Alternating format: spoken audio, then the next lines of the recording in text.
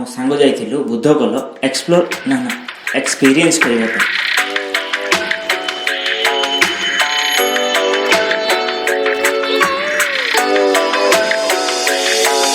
तो दुनिया रे आगु बढ़िया हेले दीटा जिनस थिबा निहाती दरकार। गोटे हैला नॉलेज आउ गोटे हैला एक्सपीरियंस। तो से दीटा जिनस रु गोटे भी जिनिस आम पाखरे नथिला।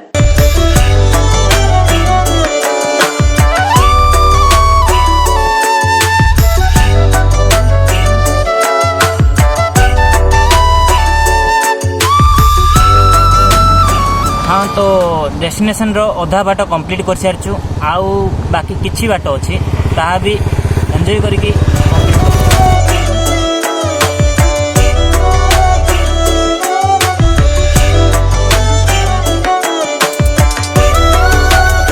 तो बुद्धकुल जीवा आगरु आस्का पड़े आउ आमे सही आस्का रे गोटे छोट रेस्ट नहीं थिलु। धीरे धीरे हौले से चाहूं तेरा होना मैं इस कदर बहकने। तो एटा होची विश्राम घर एली बहुत खरा आसिलु ना टिके हाली आइ बोलु तो एली टिके विश्राम नबा आउ बाहर बोलु।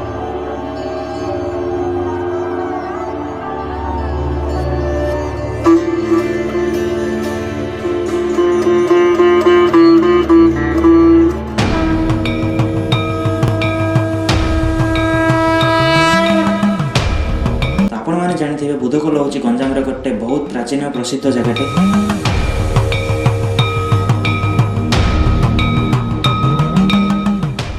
मत एमती लगुच जे कौ जगह टी भी आम देखिकी एते सहजरे जानी परिबा।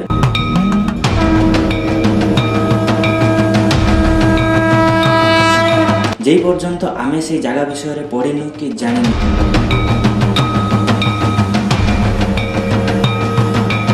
आ गोटे जगार हिस्ट्री जानला पर से जगह को देखिबार मजा किछि अलग ही रही थाए।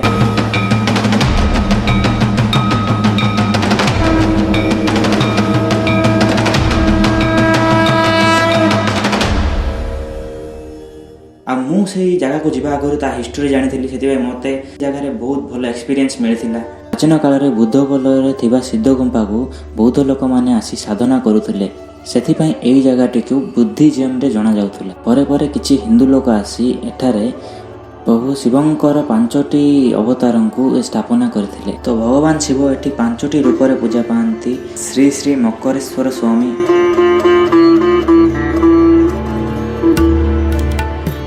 श्री श्री गंगाधरेश्वर स्वामी,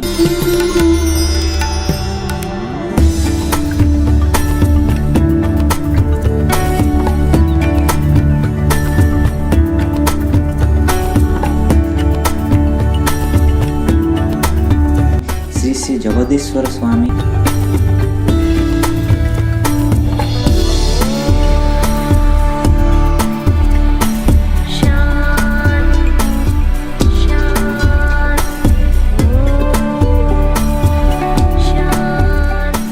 श्री श्री सिद्धेश्वर स्वामी,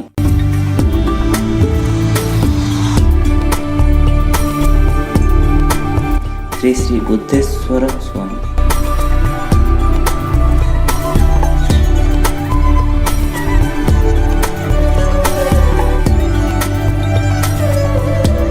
यही सब जिनिस थिबा जगु एही जगहटीर नाम बुद्धकुल नाम प्रसिद्ध। तो एठारे सबुज परिवेश सहित गोटे बहुत सुंदर झरणाटी भी देखा मिलता है।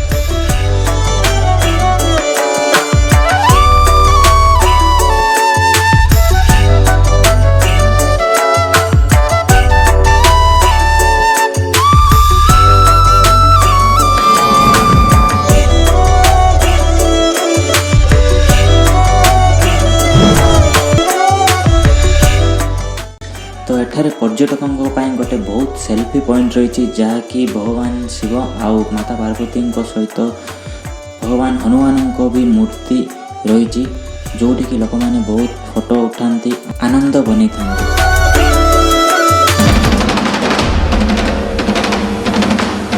तो एबे जाई मु जो स्वप्न देखुली ताहा रियलिटी ना स्वप्न थिला आपण जो जानछंती तो कमेंट सेक्शन रे कमेंट करी कहंतु। आई होप मोर यही स्वप्नटी आपको पसंद आसो आ जब पसंद आसी तो वीडियो को लाइक कर दिंतु। चैनल नुआ तो चैनल को सब्सक्राइब कर दिंतु। तो ମୁଁ ମିଶୁଛି ଆପଣଙ୍କୁ ଆଉ ଗୋଟେ କାହାଣୀ ଭରା ଭିଡ଼ିଓରେ। ସେତେବେଳେ ଯାଏଁ take care and bye bye.